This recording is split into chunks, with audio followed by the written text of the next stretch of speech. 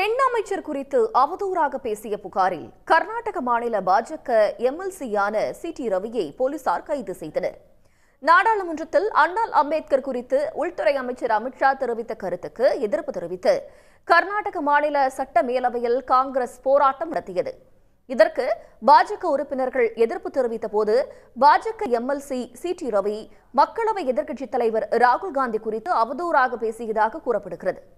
இதற்கு அமைச்சர் லட்சுமி ஹெப்பால்கர் பதிலடி கொடுத்ததால் இருவருக்கும் இடையே வாக்குவாதம் ஏற்பட்டது.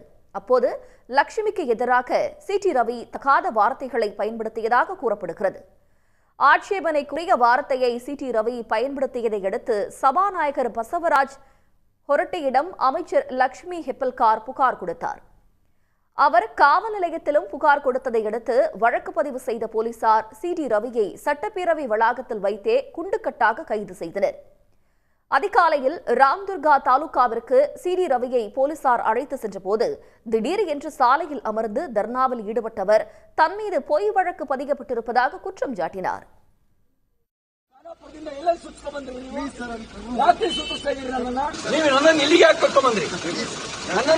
ನಿಮ್ಮ ಉದ್ದೇಶ ನಾನು ಮಾಡ್ರು ಮಾಡಕ್ಕೆ ಇಲ್ಲ ಅಂದ್ರೆ ಯಾಕೆ ಸುತ್ತಿಸ್ತಾ ಇದೀರಿ? 11 ಗಂಟೆಯಿಂದ ನೀವು ಖಾನಾಪುರದಿಂದ ಎಲ್ಲ ಸುತ್ತಿಸ್ಕೊಂಡ್ ಬಂದ್ರಿ. ನೀವು ಯಾಕೆ ಸುತ್ತಿಸ್ತಾ ಇದೀರಿ ನನ್ನನ್ನ? ನನಗೆ ಇಂಜುರಿ ಆದ್ಮೇಲೆ 3 ಗಂಟೆ. சி.டி. ரவியின் குற்றச்சாட்டுக்கு மறுப்பு தெரிவித்திருக்கும் துணை முதலமைச்சர் டி.கே. சிவகுமார் பெண் அமைச்சரை சி.டி. ரவி அவதூறாக பேசியதற்கான வீடியோ ஆதாரங்கள் இருப்பதாக தெரிவித்தார். இந்த விவகாரத்தில் காவல்துறை தன்னுடைய வேலையை தான் செய்திருக்கிறது என்றும் விளக்கம் அளித்துள்ளார்.